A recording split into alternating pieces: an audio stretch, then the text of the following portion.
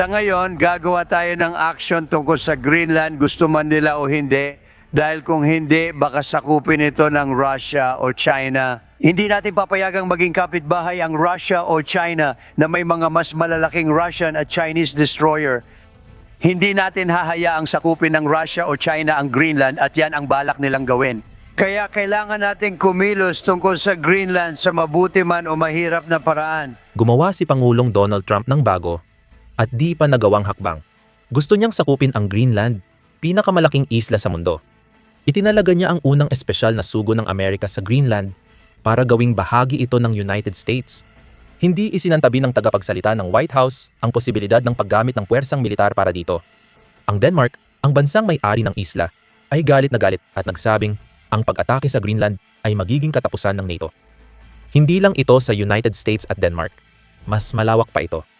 Ang hakbang ni Trump ay laban sa China at Rusya para kontrahin ang kilos nila sa Arctic at tiyakin ang dominasyon ng United States sa mahalagang rehiyong ito. Iyan ang tatalakayin natin ngayon. Ito ang opisyal na sinabi ni Trump mula sa Air Force One. Kailangan natin ang Greenland para sa pambansang seguridad, hindi sa mga mineral. Kung titingnan mo ang Greenland, tingnan mo ang taas at baba ng baybayin, makikita mo ang mga barko ng Ruso at Chino kahit saan. Kailangan natin ito para sa pambansang seguridad. Kailangan talaga natin ito. Bukod pa rito, ang Greenland ay nasa isang napaka-estratehikong posisyon. Nasa pagitan mismo ng Hilagang Amerika at Europa, gitna ng Arctic. Para sa Estados Unidos, ang Greenland ay parang tore ng pagmamanman sa Hilaga. Noong 1951 itinayo ng Amerika sa Greenland ang Badufik Space Base, ang pinakahilagang base militar ng Estados Unidos.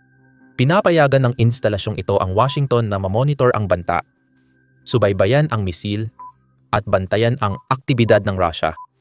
Ngayon, gusto na talaga nilang angkinin ang lugar. Hindi ito unang beses na sinubukang bilhin ng Amerika ang Greenland. Noong 1867 at 1910 pa ito tinangkang bilhin ng Estados Unidos. Noong 1946 inalok ni Pangulong Truman ang Denmark ng 1 milyon para sa isla. Ngunit hindi natuloy ang kasunduan. Hindi ito muling nabanggit hanggang 2019 sa unang termino ni Trump nang muling lumutang ang ideya. At ngayon, sa pagtatalaga ng isang espesyal na sugo, sinisimulan niya ang ikalimang seryosong pagsubok ng Amerika. Noong Marso ng 2025, sinabi ni Trump sa Kongreso, mahalaga ang Greenland sa pambansang at pandaigdigang seguridad. At naniniwala akong makukuha natin ito sa anumang paraan. Ayon kay Danish Arctic Commander Soren Anderson, sa palagay ko, pinalakas ng Russia ang presensya nito sa Arctic nitong 20 taon at isa itong superpower roon. Sa tingin ko, makikita natin yan sa Bering Strait sa pagitan ng Alaska at Russia na may mga bagong operasyon silang ginagawa. Nagtutulungan sila kasama ang Chinese Coast Guard. Dito makikita kung bakit matagal nang interesado ang China at Russia sa nagyelong islang ito. Habang pinag-uusapan si Trump at Greenland, tahimik namang sinusubukan ng China na magkaroon ng pwesto sa isla sa loob ng halos 20 taon. Nagbabanta si Trump na sirain ang mga planong iyon dahil sa kanyang agresibong kilos. Matagal nang interesado ang China sa Greenland, nagsimula pa noong 2005 nang bumisita si Hans Enokson, punong ministro ng Greenland, sa China. Unang senyales ng atensyon mula Beijing. Noong 2011 binisita ng ministro ng Greenland para sa industriya at likas na yaman ang China at mainit siyang tinanggap ng punong ministro. Pagkatapos, noong 2012, mas lalo pang lumalim ang ugnayan ng bumisita si Xu Shaoxi, ministro ng China para sa lupa at mga yaman sa Greenland. Gayunpaman, naging malinaw ang tunay na hangarin ng China. Noong 2016 inilagay ng gobyerno ng Greenland sa bentahan ang isang lumang base ng hukbong dagat na tinatawag na Grundel. Isinara ito noong 2014 at hindi na kailangan ng militar ng Denmark. Nagpakita ng interes ang General Nice Group na bilhin ito, pero pinigilan ng Denmark ang kasunduan.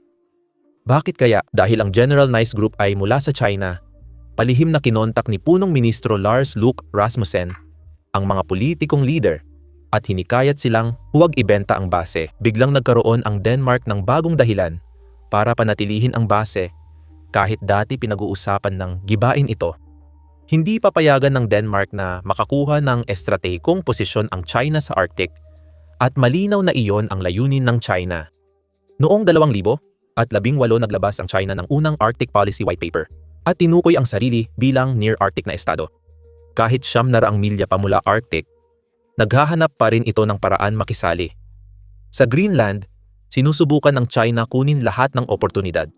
Noong 2018 inanunsyo ng Greenland ang pagpapalawak ng 3 international na paliparan, pinakamalaking pampublikong proyekto nito. Nag-alok ang Chinese state-owned China Communications Construction Company na sagutin ang lahat ng gastos na $300 milyong. Tinuring ng Denmark itong banta sa seguridad kaya pinondohan nila ang 1/3 bahagi ng proyekto. Binawi ng China ang kanilang alok. Bukod pa rito, sangkot ang China sa 4 na malalaking proyekto ng pagmimina sa Greenland na bawat isa ay idinisenyo upang makuha ang mahahalagang yaman. Ang pinakamalaki ay ang proyekto sa Kovan Field na nakatuon sa pagmimina ng mga bihirang elemento sa mundo. Ang Kovan Field site ay kaya lang tugunan 15% ng global na demand sa bihirang elemento. Ang ISUA project naman ay pagmimina ng iron ore na pinondohan ng General Nice. Ang Valina project para sa copper at citron-based metal project na tutok sa zinc, lead at copper ay parehong pinamamahalaan ng kumpanyang Chino. Naranasan ng China ang matitinding dagok. Noong 2021, binawi ng Greenland ang lisensya ng General Nice dahil paulit-ulit itong nabigong tuparin ang mga deadline sa ISUA mine project. Itinigil ang pagmimina sa Kovan Field ng mahalal ang Inuit at Akatikat noong parehong taon. Nangako silang haharangin ang proyekto dahil may uranium at malapit sa tirahan. At ngayon, ayon sa isang kamakailang ulat mula sa Swedish National China Center, halos tuluyan nang umalis ang China. Greenland. Hindi na kasing lakas ng dati ang presensya ng China sa Greenland. Ang agresibong pagtulak ni Trump para sa Greenland ang tuluyang wawasak sa natitirang ambisyon ng China sa Arctic sa isla. Mas mahalaga ito kaysa akala. Kahit mukhang malaki at hindi kaaya-ayang outpost ang Greenland sa unang tingin, 80% ng isla ay natatakpan ng yelo at tanging 57,000 katao lang ang nakatira rito. Ano kaya ang dahilan kung bakit napakahalaga ng lugar na ito? 3 bagay ang mahalaga: lokasyon, yaman, at rutang pangkalakalan. Una, yaman. 25 sa 34 na kritikal na mineral mula sa listahan ng European Commission ang Greenland. Kasama ang rare earth element, graphite, platinum, mga grupong metal, at neodymium na mahalaga sa smartphone. Kuryenteng sasakyan, wind turbine, at sistemang pangdepensa. Pinalalakas ni Trump ang produksyon ng computer chips sa United States. Umaasa sa mineral mula Greenland para dito. Bukod pa rito, may mga deposito ng langis at gas sa baybayin ng Greenland na hindi pa nasisimulan o nahuhukay. Ayon sa United States Geological Survey, posibleng may 73 bilyong bariles ng langis at 52 trilyong cubic feet ng natural gas sa baybayin ng Greenland. Ayon sa pag-aaral, nasa Arctic ang 25% ng hindi pa natutuklasang langis at gas sa mundo. Tinatayang aabot sa 44 na trilyon ang kabuuang likas na yaman ng Greenland. Kahit walang langis at natural gas, nasa 27 trilyong dolyar pa rin ang halaga nito. Mas mataas kaysa sa ekonomiya ng maraming maliliit na bansa. Samantala, mahalaga ang kontrol sa mga yamang ito sa geopolitika. Ngayon, hawak ng China ang 70% ng rare earth minerals at 70% ng kapasidad sa pagpipino sa mundo. Ang pagmimina sa Greenland ay lalong nakikita bilang kinakailangan. Kung sakaling maging mas agresibo ang China laban sa Estados Unidos, sa ganong sitwasyon, kakailanganin ng Amerika ang sarili nitong pinagkukunan ng rare earth metals. Pangalawa, ang estratehikong lokasyon. Pinakamaikling ruta mula Hilagang Amerika patungong Europa, ang lokasyon ng Greenland. Gusto ng Estados Unidos maglagay ng radar sa tubig sa pagitan ng Greenland, Iceland at United Kingdom. Isang estratehikong choke point na kilala bilang Guyot Gap. Ang Greenland-Iceland-United Kingdom Gap ay naging mahalaga sa estratehiya simula pa noong simula ng ika-20 siglo. Noong Cold War, ito lang ang daan ng mga Soviet submarino mula Kola Peninsula ng Rusya papuntang Arctic Ocean. Nababahala ang NATO na malalaking pagkalugi ang aabutin ng mga convoy mula United States patungong Europa kung hindi mapipigilan ang mga Soviet submarino sa North Atlantic. Lalong aktibo ang Rusya sa Greenland Iceland United Kingdom Gap. Noong 2000 at 19 submarino mula Kola Peninsula ang lumahok sa pinakamalaking ehersisyo mula Cold War. Layunin subukan kung kayang makalusot ng Rusya sa Greenland Iceland United Kingdom Gap nang hindi nadedetect at makapasok sa Atlantic. Sa pamamagitan ng pagkontrol sa Greenland at pagdagdag ng mga kakayahang militar doon, maaaring subukan ng Amerika na pigilan ang mga Ruso. Ngunit, pangatlo, kailangan nating pag-usapan ang hinaharap ng pagpapadala sa Arctic habang natutunaw ang yelo sa Arctic dahil sa pagbabago ng klima. Nagbubukas na ang mas maiikling ruta ng kalakalan gamit ang Panama Canal o Suez Canal para sa kalakalan ng Europa at Asia. Mas maikli at mas mura ang mga ruta sa Arctic.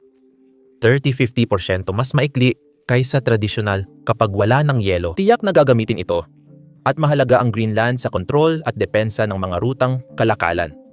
Sa China, natutugunan ng paglalayag sa Arctic ang Malacca Dilemma. Halos 80% ng inaangkat na langis ng China ay dumadaan sa Strait of Malacca. Mahalagang choke point para sa enerhiya ng bansa. Kung madaanan ng barko ang Arctic, hindi na kailangang umasa ng China sa delikadong ruta. Naisip ng China ang Polar Silk Road, bahagi ng Belt and Road Initiative, para gamitin ang maiikling ruta sa Arctic at pagdugtungin ang Asia, Europa at Hilagang Amerika. Alam ng China na kailangan nitong makipagtulungan sa Rusya para sa mga layunin nito sa Arctic dahil ang Rusya ang may pinakamalaking kapangyarihan sa rehiyon. 2 dekada nang pinalalakas ng Moscow ang militar sa Arctic at ginawa ni Pangulong Vladimir Putin ang dominasyon dito bilang pundasyon ng estratehiya ng Rusya. Ang Northern Sea Route ay ang pinakamaikling ruta ng kalakal sa pagitan ng Europa at Asia Pacific. Ang hilagang fleet ng Rusya sa Severomorsk, Barents Sea, ay bumubuo ng 2 katlo ng puwersa pandagat ng bansa na may halos 80 operational na barko. Noong 2013, kabilang dito ang 35 submarino 6 na missile cruiser at ang punong barkong Pyotr Veliki, isang nuclear-powered guided missile cruiser. May pinakamalakas na icebreaker fleet ang Rusya sa mundo. May 6 na nuclear icebreaker, kabilang ang 50 Letpobedi na pinakamalaki sa mundo at 19 diesel polar icebreaker. Plano ring magtayo ng 6 na icebreaker at nagtayo ang Rusya ng mga espesyal na unit militar para sa Arctic labanan. Noong 2015, nagtayo ang Rusya ng malaking base ng Federal Security Service Border Guard sa isla ng Alexander Liand na kayang tumanggap ng 100 at 50 sundalo ng 18 buwan kahit walang resupply.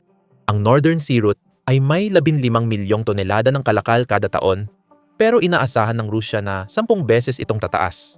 Tantiya ng Rusya, aabot sa 85 milyong metriko tonelada ang taunang kargamento at maaaring maging isang kapat ng kargamento sa Europa at Asia pagdating ng 2030. Sa International Arctic Forum sa Murmansk ngayong taon, diretsong sinagot ni Putin ang interes ni Trump sa Greenland. Ayon sa kanya, seryoso si Trump sa pagkuha ng Greenland at isusulong ng Estados Unidos ang kanilang geostrategic, militar, politikal at ekonomikong interes. Sa Arctic, ang aksyon ni Trump ay maaring hadlangan ang access ng Russia sa mahahalagang lugar. Kung makakamit ng Estados Unidos ang buong kontrol sa Greenland, maaari nitong mabantayan at posibleng mapigilan ang mga galaw ng hukbong dagat ng Russia sa Greenland Iceland United Kingdom Gap nang mas epektibo kaysa sa ngayon. Pero heto ang bagay. Bilang kaalyado, walang dahilan para sakupin ng Estados Unidos ang Greenland. Ang Denmark ay miyembro ng NATO at ang NATO ay napakalakas na sa Arctic region, bukod pa sa Estados Unidos at Denmark. Bukod sa Greenland, miyembro rin ng NATO ang Canada, Iceland, Norway, Sweden at Finland. Klaro na kulang sa yaman ang Denmark kumpara sa United States. Para protektahan at paunlarin ang Greenland, ayaw ng Denmark ibigay ang Greenland sa United States at wala ring balak ang Greenland maging ika-51 estado. Noong Enero, 6 nagtipon ang mga leader ng Pransya, Alemanya, Britanya, Italia, Polonya, Espanya at punong ministro Fredriksson ng Denmark para sa isang natatanging pahayag. Ang Greenland ay pag-aari ng mga tao nito at sila lang kasama ang Denmark ang may karapatang magpasya sa mga usaping kaugnay sa kanila. Maganda ang sinabi ni Punong Ministro Fredriksson ng Denmark sa Instagram. Isang mahirap na sitwasyon ang kinalalagyan natin na dulot ng ating mga kaalyado habang buhay. Kasama si Punong Ministro Jens Fredrik Nielsen ng Greenland, naglabas siya ng pahayag na bawal aneksahin ang ibang bansa kahit may usaping pandaigdigang seguridad. Greenlander ang may-ari ng Greenland. Hindi ito dapat sakupin ng United States. Tinawag ni kalihim ng ugnayang panlabas Lars Løkke Rasmussen na hindi katanggap-tanggap ang pagtatalaga ng espesyal na sugo sa Greenland at ipinatawag ang Amerikanong embahador para magpaliwanag. Hiniling ni Vivian Motzfeldt, kalihim ng ugnayang panlabas ng Greenland, ang agarang pagpupulong kay kalihim ng Estado Marco Rubio para talakayin ang pahayag ng United States tungkol sa ating bansa. Malaking dismaya ito sa Denmark na naging tapat na kaalyado ng Amerika noong Cold War. Dahil sa agresibong paraan ni Trump, muntik nang masira ang relasyon. Sinubukan ng Denmark na payapain ang Washington sa pamamagitan ng malaking pagtaas ng paggasta para sa depensa sa Arctic. Noong Oktubre 2025 inanunsyo ng Denmark ang Arctic Defense Package na 426 na bilyon para bumili ng 2 karagdagang Arctic barko, isang bagong punong himpilan ng Arctic Command, isang North Atlantic Undersea Cable, mga eroplano para sa maritime patrol, at 16 na karagdagang F-35 fighter jets na magdadala ng kabuuang bilang ng fleet sa 43. Ayon kay Chief of Defense Michael Hirke, ito ay pagpapakita ng soberanya na magpapalakas sa kapangyarihang pandigma, kakayahan, at ambag ng Denmark sa NATO.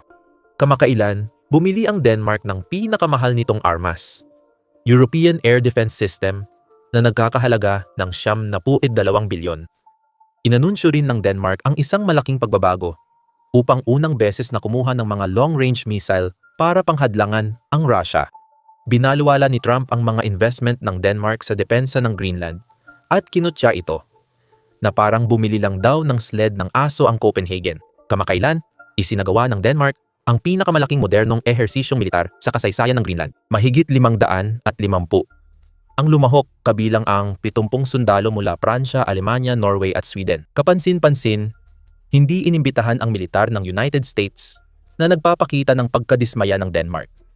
Gayunpaman, tuloy pa rin ang kampanya ni Trump sa Greenland. Kamakailan, itinalaga ni Trump si Gobernador Jeff Landry ng Louisiana bilang espesyal na sugo sa Greenland. Siya ang kauna-unahang nagsilbi sa posisyong ito na may natatanging tungkulin. Sumulat si Gobernador Landry sa ICES na isang karangalan ang maglingkod sa inyo sa voluntaryong posisyong ito upang gawing bahagi ng United States ang Greenland.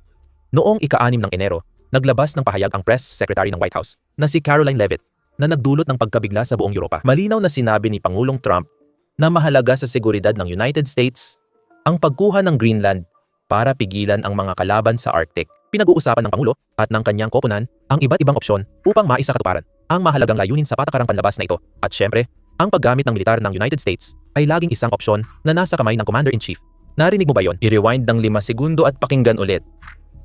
Sabi ng White House, opsyon ang paggamit ng militar para sakupin ang Greenland. Nakikialam na rin ang Central Intelligence Agency at National Security Agency, pinaigting ang pagmamanman sa kilusan para sa kalayaan ng Greenland at iniutos na tukuyin ang mga lokal na pro-America. 3 beses na ipinatawag ng Denmark ang mga Amerikanong diplomat noong 2025 dahil sa mga ulat ng paniniktik at lihim na kampanya ng impluensya sa Greenland. Noong Mayo, iniulat ng Wall Street Journal na inutusan ng direktor ng National Intelligence ang mga espiya ng United States na dagdagan ang pagkuha ng impormasyon sa kilusan para sa kalayaan ng Greenland. Noong Agosto, iniulat ng lokal na broadcast na ilang opisyal ng Trump administration ay nagsagawa ng lihim na operasyon sa Greenland. Nangangalap ng mga pangalan ng mga taong handang sumali sa isang kilusan para humiwalay mula sa Denmark. Ayon sa ulat, ang administrasyon ni Trump ay gumagawa umano ng kasunduan direkta sa Greenland na maaring lampasan ng Denmark. Pinag-usapan ng mga opisyal ng Amerika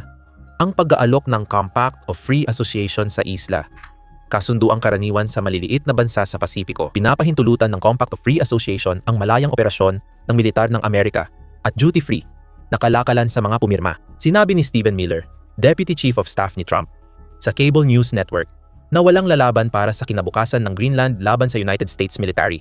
Binanggit din ang kanyang asawang si Katie. Nag-post si Miller ng larawan ng watawat ng United States sa mapa ng Greenland na may caption, Malapit na, sa likod ng saradong pinto, sinabi ni Secretary of State Marco Rubio sa mga mambabatas na layunin ng administrasyon, bilhin ang Greenland mula Denmark at binawasan ang posibilidad ng aksyong militar. Pero tumatanggi pa rin ang White House na tanggalin ang opsyon ng puwersa. Sa Kongreso, iba-iba ang reaksyon. Nagpanukala si Senador Ruben Gallego ng batas na nagbabawal sa paggastos para sa aksyong militar kontra Greenland. Ayon kay Gallego, ipinapakita ni Trump ang tunay niyang intensyon. Kailangan natin siyang pigilan bago siya sumakop ng ibang bansa. Sabi ni House Speaker Mike Johnson, hindi niya suportado ang aksyong militar sa Greenland at walang seryosong nag-iisip nito. Tinanggihan ni Senate Majority Leader John Thune ang ideya at sinabing hindi niya opsyon ang aksyong militar. Lumalabas sa survey na taliwas ang pananaw ng mga Amerikano sa ambisyon ni Trump sa Greenland. Sa survey, 7% lang ng Amerikano ang pabor sa militar na pagsakop sa Greenland. Pero may pangunahing issue ang Greenland, pera at kapangyarihan. Ngayon, pinamamahalaan ng Greenland ang sarili nitong mga lokal na usapin. Ngunit ang budget nito ay sinusuportahan ng Denmark ng hanggang 60% na humigit kumulang 600 at 30 milyong dolyar taon-taon sa pamamagitan ng block grants. Kung wala ang suporta, hindi magagawang magpatuloy ng Greenland sa kasalukuyan nitong kalagayan. Kailangan din ng Greenland ng malaking puhunan para tuluyang mabuksan ang yaman nito sa likas na yaman, na maaring magpayaman dito ng husto. Kung magpatuloy ang Greenland sa kalayaan ng walang ibang pondo, maaaring malagay ito sa debt trap diplomacy ng China. Ang isang bagong malayang Greenland na kapos sa pondo ay madaling mahulog sa kamay ng China sa pamamagitan ng mga pautang. Kung mangyari iyon, posibleng sumalakay ang Amerika dahil hindi nito papayagan ang China sa Arctic. Sa ngayon, kontrolado ng Denmark ang depensa at panlabas na patakaran ng Greenland. Dahil 57,000 lang ang populasyon, hindi kayang depensahan ng Greenland ang sarili laban sa dayuhan, lalo na't may trilyong halaga itong yaman. Kailangan nito ng proteksyon mula sa mas malalakas na bansa tulad ng Europa o Estados Unidos. Ngayon, isa na ang Greenland sa pinakanais na isla sa mundo. Kasama ito sa mga pangarap ng malalaking bansa at mahihirapang magdesisyon ang mga tao sa Greenland. Pero kung sakaling magtagumpay si Trump na makipagkasundo, aba, masamang balita ito para sa China at Rusya.